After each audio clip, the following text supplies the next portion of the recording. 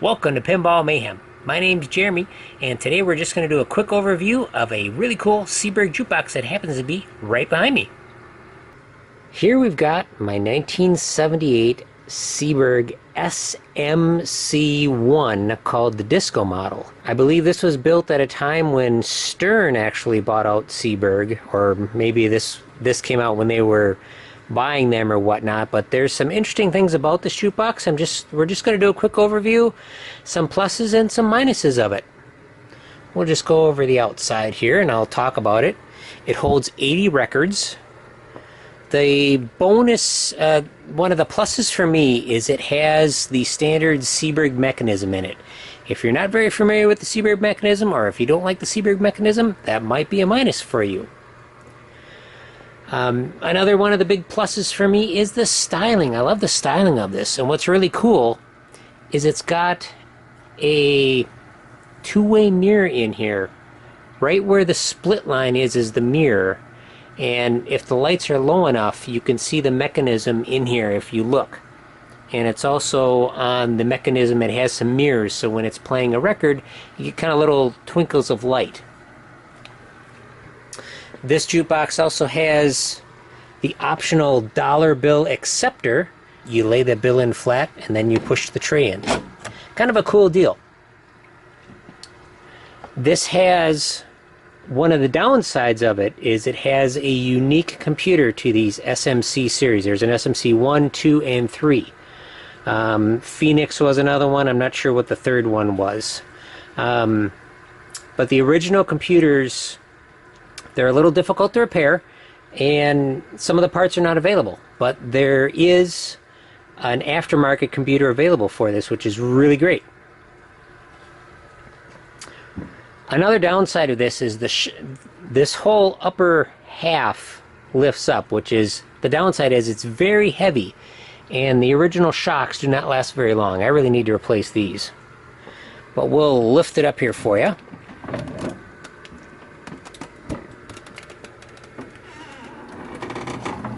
And we'll walk this thing back toward the wall as it hits the wall.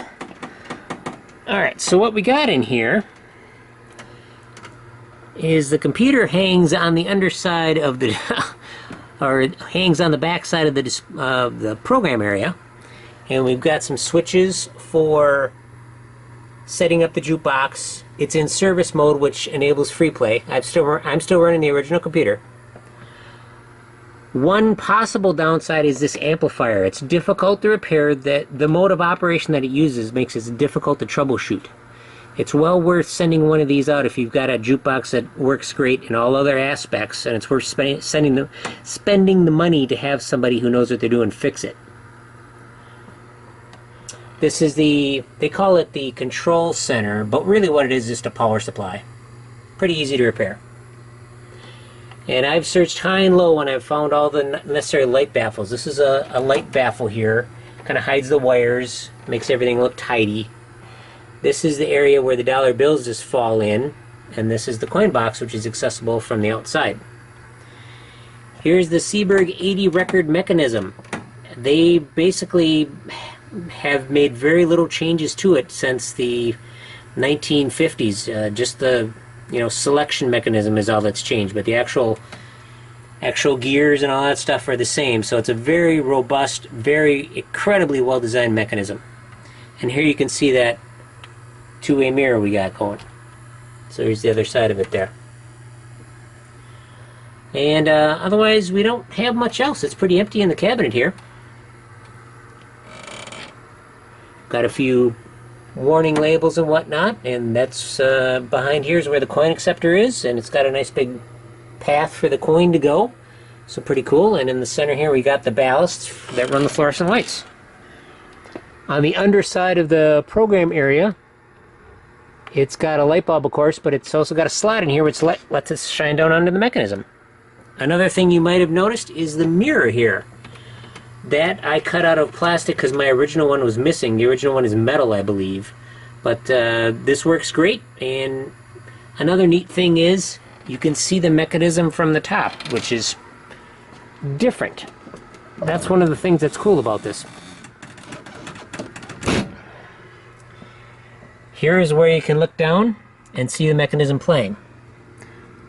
So there you can see the mechanism as it travels back and forth and selects a record.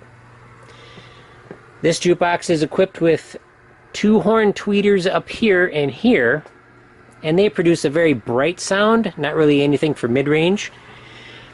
And on the bottom we've got 2 12-inch woofers, and they produce, with that amplifier, it's a nice, good quality amplifier that's in here, made to play full volume all day long, and that produces a lot of bass. So this jukebox sounds really good, especially when you pair it with some additional speakers.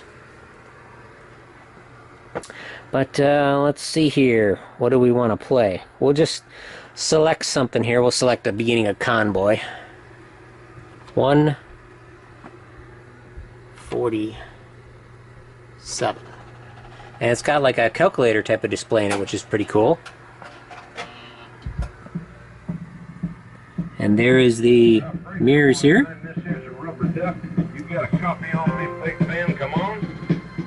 Okay, and we will cut the audio.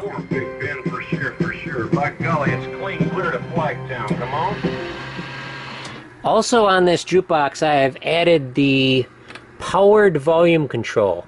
Normally the volume control is in the back of this jukebox, which makes it incredibly difficult to adjust. But the powered volume control is a great accessory to add. And since we've got the volume cut down, we got a lot of cross reflections here, so can't really see too much great in here, but you can see the mechanism playing the record a little bit. Let's see what it looks like from this angle. Yeah, that looks pretty cool.